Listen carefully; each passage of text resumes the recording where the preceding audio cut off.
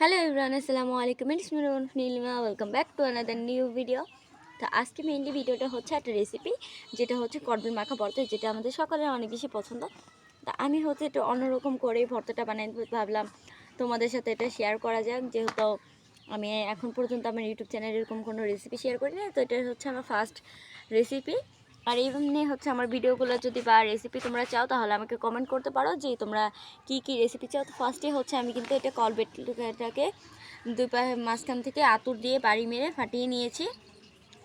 তো এখানে ফাটানোর পরে এরকম ছিল, বাট এটা কিন্তু অনেক ঘ্রাণ ছিল প্রথমে ভাঙার আগে। তো এখানে দেখতে পাচ্ছ আমি লবণ নিয়ে নিয়েছি, মরিচ নিয়ে নিয়েছি, মরিচের গুঁড়া নিয়েছি, আর 3টে শুকনো মরিচ নিয়েছি।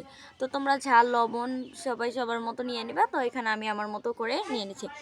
তো এটাকে এখন সুন্দর মতো মিক্স করে নিব। তো যেটা বলতেছিলাম, তো এটাকে মিক্স করতে থাকি। আর দেখো এর মধ্যে কিন্তু মিক্স করা শেষ।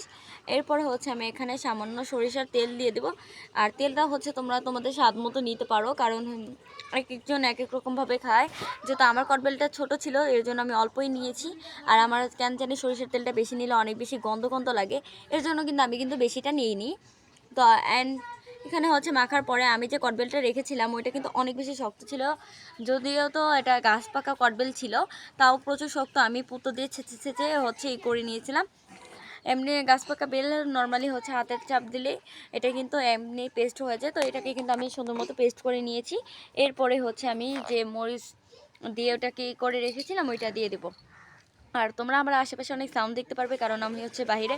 তো এই তো আমার বানানো শেষ। আর এটা এত মজা ছিল, আমি যে ভিডিওতে ভয়েস দিতেছিলাম আমার এত পরিমাণ দেখে জিভে পানি এসে পড়েছিল। তো ভালো থাকবেন সবাই, সুস্থ থাকবেন। আর নতুন নতুন রেসিপি পেতে আমার চ্যানেলটা সাবস্ক্রাইব করে রাখুন, পাশে থাকা বেল আইকনটা অন করে রাখুন।